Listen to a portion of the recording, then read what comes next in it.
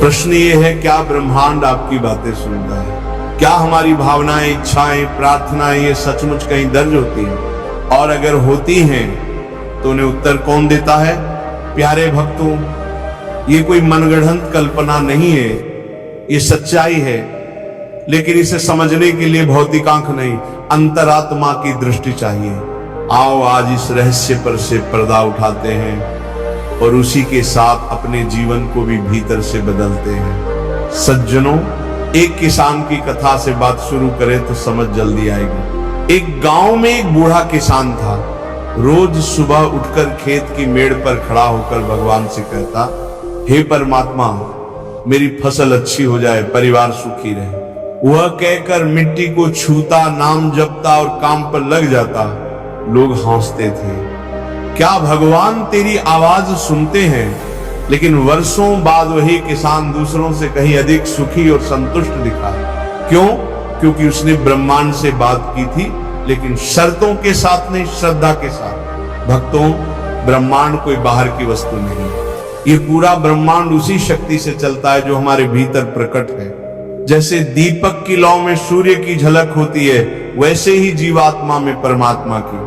हमारी हर सोच, हर भावना एक तरंग बनाकर फैलती है और वो तरंगे इस पूरे सृष्टि के नियमों को प्रभावित करती हैं। भजन प्रेमियों, शास्त्रों में इसे तंभरा प्रज्ञा कहा गया है।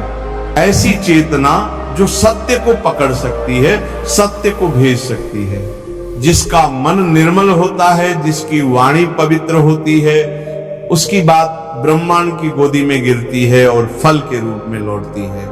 एक बालक नदी किनारे बैठा ईश्वर से कह रहा था, भगवान, मेरी मां बीमार है, आप ठीक कर दीजिए। वो बच्चा किसी विद्वान की तरह नहीं बोला, किसी तांत्रिक की तरह नहीं, वो केवल सच्चे दिल से बोला और 2 दिन में उसकी मां ठीक हो गई। सज्जनों, जब वाणी और भावना एक हो जाती है, जब हृदय में छल नहीं होता, तो ब्रह्मांड मौन रहकर सुनता है और फिर जवाब देता है।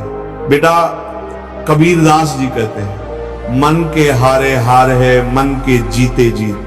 कहे कबीर हरि पाइए, मन ही के प्रतीक। मतलब यही है कि तुम्हारा मन जैसे संकल्प करेगा, ब्रह्मांड वैसी भूमिका रचेगा। अगर तुम डरोगे तो डर की घटनाएं आएंगी, अगर तुम भरोसा रखोगे तो कृपा के दरवाजे खुलेंगे। अब देखो, तुकाराम जी का जीवन भी इसी सत्य को प्रमाणित करता है। तुकाराम जी एक समय बहुत कठिन अवस्था में थे।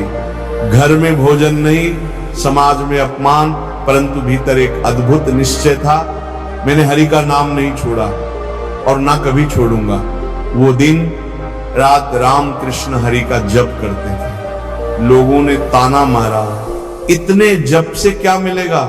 तुकाराम जी मुस्कुराए और बोले, ये ब्रह्मांड मेरे जप को सुन रहा है, मैं नहीं जानता कब, कैसे, कहां, पर जवाब जरूर मिलेगा, क्योंकि ये नाम व्यर्थ नहीं जाता। और देखिए, कुछ समय बाद राजा शिवाजी स्वयं तुकाराम जी के चरणों में आकर प्रणाम करता है। कौन सी ताकत थी ये? प्यारे भक्तों, ये उसी ब्रह्मांडीय उत्तर का प्रमाण है। भजन प्रेमियों, इसीलिए कहा गया है, जैसा भाव वैसा प्रभाव। अगर तुम्हारी प्रार्थना केवल मांगने के लिए है तो वह बहुत सीमित परिणाम देती है, लेकिन अगर वह प्रार्थना समर्पण बन जाए तो सृष्टि स्वयं तुम्हारे लिए कार्य करती है। अब प्रश्न उठेगा, महाराज जी, हम तो बहुत बार बोलते हैं, प्रार्थना करते हैं, लेकिन उत्तर क्यों नहीं मिलता? तो सुनो बच्चा, उत्तर मिलता है, पर तुम्हारे अनुसार नहीं, परमात्मा के अनुसार। जैसे एक बगीचे में बीज बोते हैं, पानी डालते हैं, पर फल तुरंत नहीं आता, वैसे ही ब्रह्मांड सुनता है, पर कार्य तब करता है जब तुम पूरी श्रद्धा के साथ धैर्य पूर्वक प्रतीक्षा कर रहे हो। अब एक गहरी बात समझो, सिर्फ इच्छा से कुछ नहीं होता। जब इच्छा, भावना और संकल्प तीनों एक हो जाए, तब ब्रह्मांड सक्रिय होता है। और ये तीनों कैसे एक होते हैं? जब मन एकाग्र हो, हृदय निर्मल हो और जीवन अनुशासन में हो।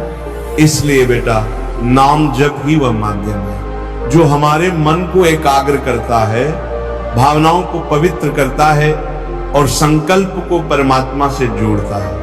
हर रोज जब तुम राम हरि कृष्ण नाम जपो तो वह केवल शब्द नहीं, ब्रह्मांड को भेजा गया तुम्हारा दिव्य संकेत होता है।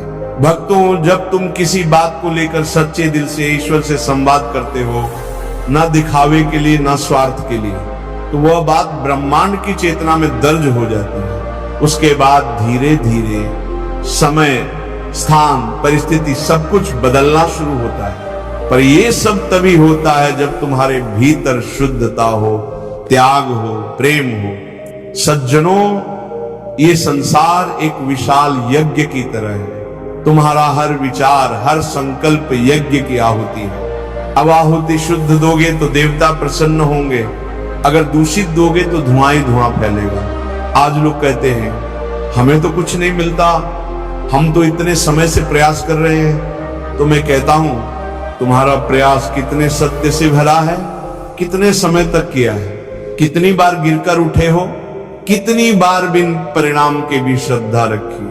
जिस दिन तुम नतीजों की चिंता छोड़ दोगे और केवल ईश्वर में विश्रांति पाओगे, उसी दिन से ब्रह्मांड तुम्हारी बातें सुनेगा और उत्तर देगा।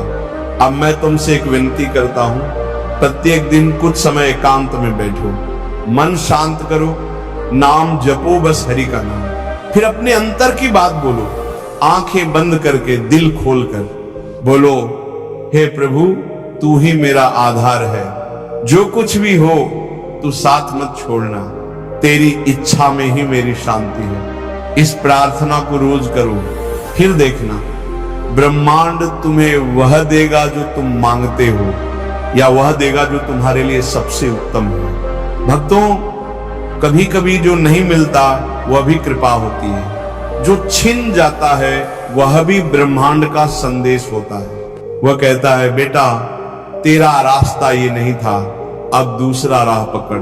और सबसे बड़ी बात, अगर तुमने नाम जप को जीवन का अंग बना लिया तो तुम्हारी वाणी ही भविष्य रचने लगेगी। राधे राधे प्यारे भक्तों, ब्रह्मांड केवल तुम्हारी बात नहीं सुनता, वो तुम्हारे भाव, तुम्हारे संकल्प और तुम्हारे कर्म सब पर दृष्टि रखता है। इसलिए अपने भावों को पवित्र बनाओ, संकल्पों को दृढ़ बनाओ और कर्मों को सात्विक बनाओ, तब तुम अनुभव करोगे संपूर्ण सृष्टि तुम्हारी सहायक बन गई।